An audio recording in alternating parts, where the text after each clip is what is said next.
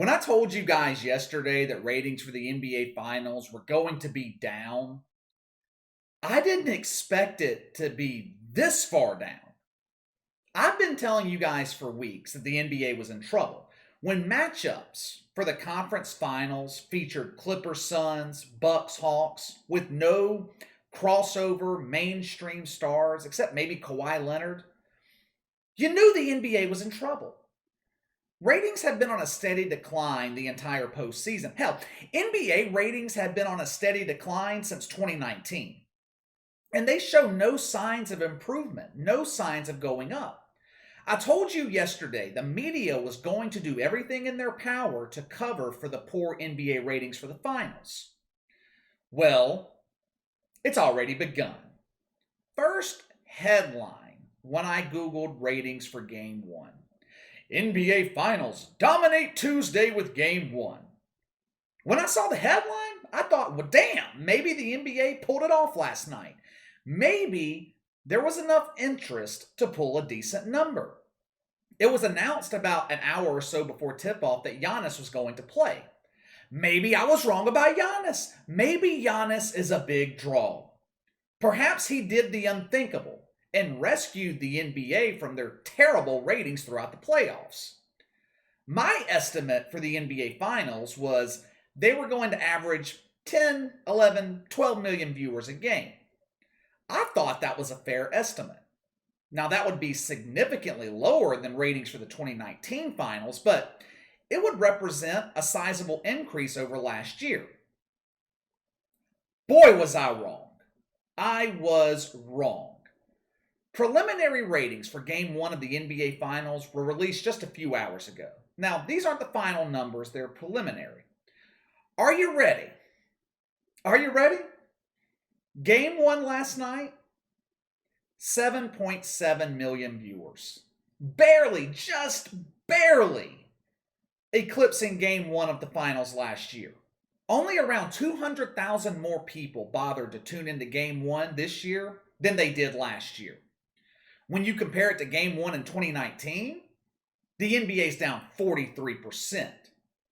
For some reason, 6 million people have suddenly lost interest in the NBA. This is a disaster. It is a disaster. If you look at the history for the NBA Finals in terms of ratings, Game 1 of the series usually sets the tone. Game 1 is usually one of the most watched games. Then ratings usually dip for games 2 and 3. Then they start picking up a bit once the series gets closer to its conclusion.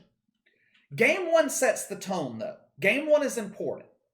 The ratings for Game 1 are usually what the NBA Finals will average for the series, which means that 7.7 number, that 7.7 million viewers, more than likely, that's close to the peak for the NBA.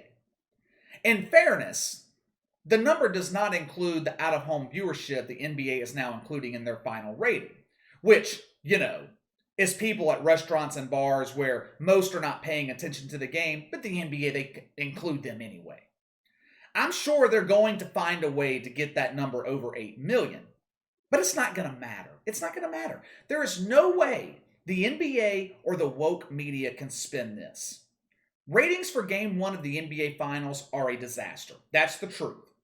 It was watched by 2 million less people than watched Game 1 of the World Series last year. Now, wait a minute now.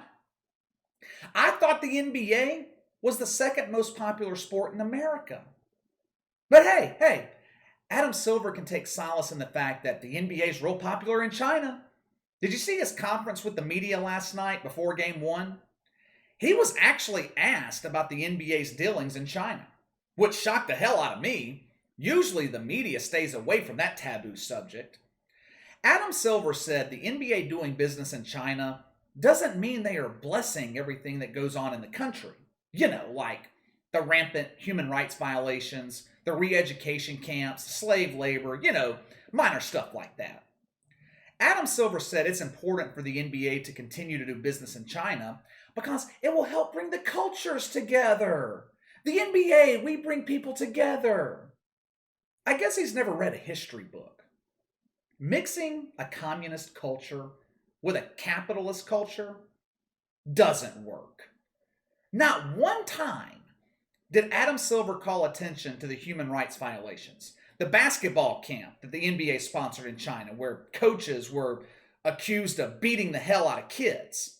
The detaining of Muslims by the Chinese government. Nah. Adam Silver didn't bring none of that up. We all know why.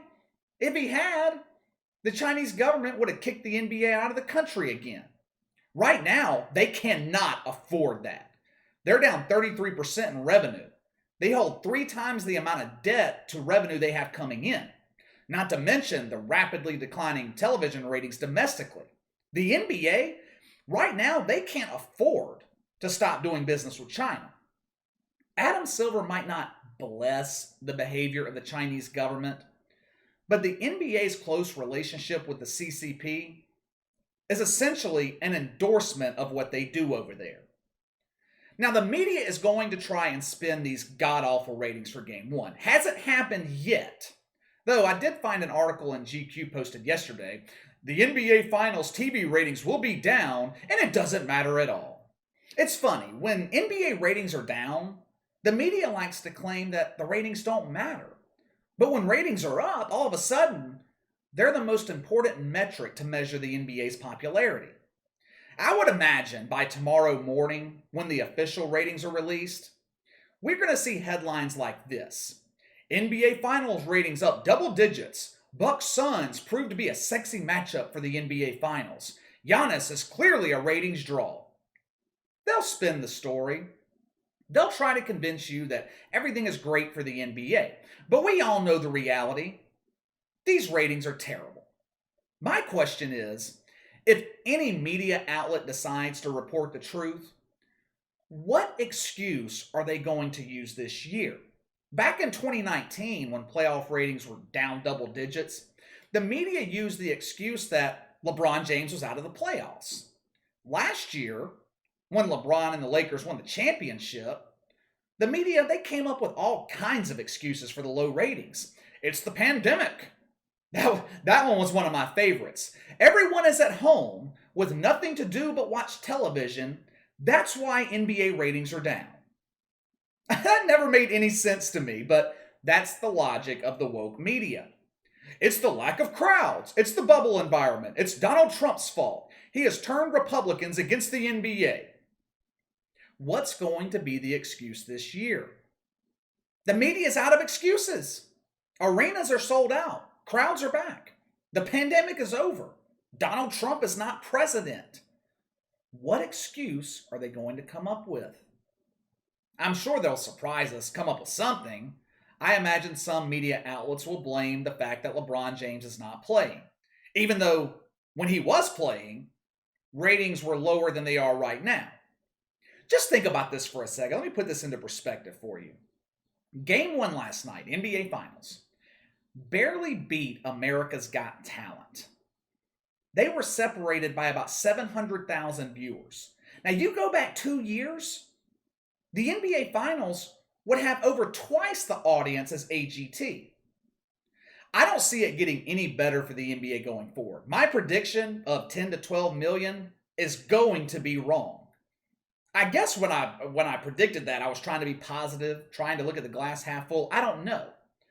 But the woke media can claim all they want that the low ratings had nothing to do with the NBA's decision to go woke. But at this point, what else could it be? Give me another explanation.